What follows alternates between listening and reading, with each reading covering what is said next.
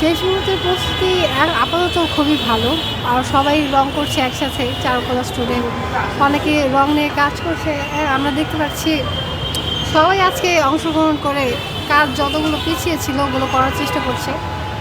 আশা করি কালকে পর্যন্ত হয়ে যাবে সব কাজ। এবার কি আয়োজন রয়েছে নববর্ষের? এবার সকাল সকাল তো শোভাযাত্রা যাবেই। এখন সবাই মুখোশ করছে, তার সাথে সাথে স্বরচিত্র আমরা করেছিলাম।